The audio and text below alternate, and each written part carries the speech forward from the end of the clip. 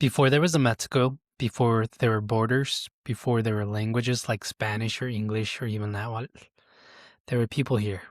Not millions, not cities, just small groups, families, moving slowly across a world that looked very different from the one we know today. 20,000 years ago, this land was colder. Massive sheets of ice covered much of North America.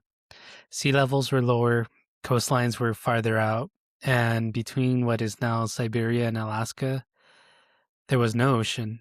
There was land, a vast cold grassy plain known today as Thuringia. Animals crossed it first: mammoths, bison, caribou, and eventually people followed.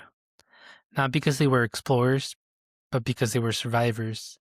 They followed food, they followed seasons, they followed life. They didn't know they were entering a new continent. They were simply moving forward.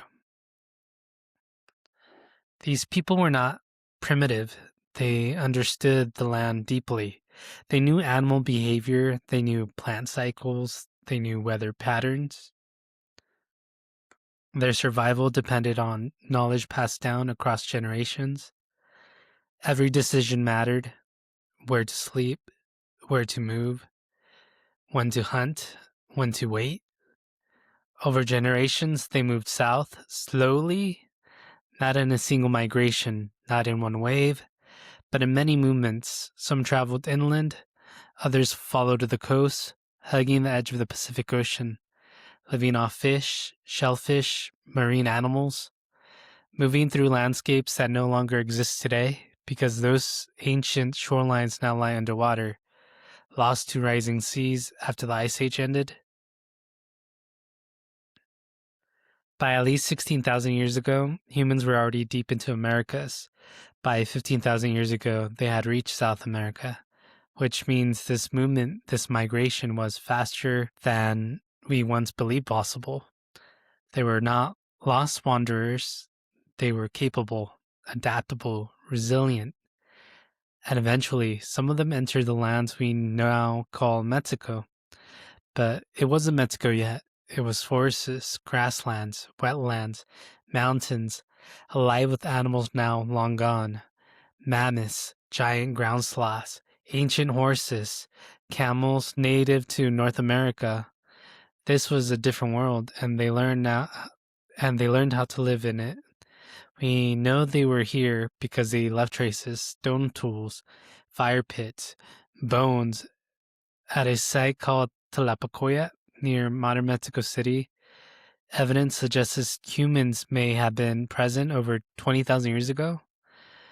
Other sites we found tools designed for hunting large animals, carefully shaped stone points, evidence of planning, of attention, of intelligence. These were not people barely surviving. They were people building knowledge, building culture, building identity. But for thousands of years, they lived without cities, without kings, without monuments. They lived in relationship with the land, moving when necessary, staying when possible, adapting constantly.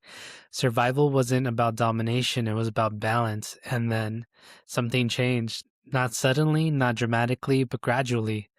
One of the most important transformations in human history began here, not with war, not with conquest, but with a plant: maize. Maize didn't exist naturally in its modern form. It was created slowly over generations from a wild grass called teosinte. People in southern Mexico began cultivating it, selecting seeds, replanting, improving it over time. This wasn't just farming, this was innovation. This was partnership between humans and nature. Maize changed everything because maize could be stored. It could be grown in predictable ways. It could feed communities reliably. And when food became more reliable, people didn't need to move as often.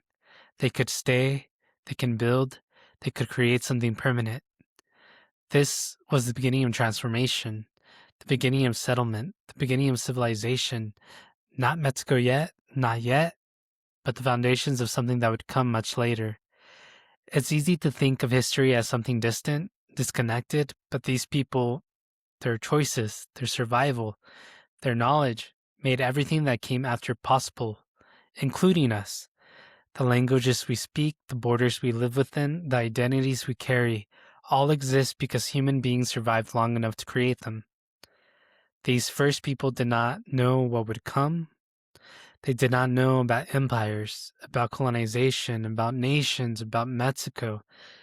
They only knew their world, their families, their need to survive, and yet they were the beginning, not of a country, but of a human story that continues today. Next time, we move forward thousands of years to the first great civilization of this region.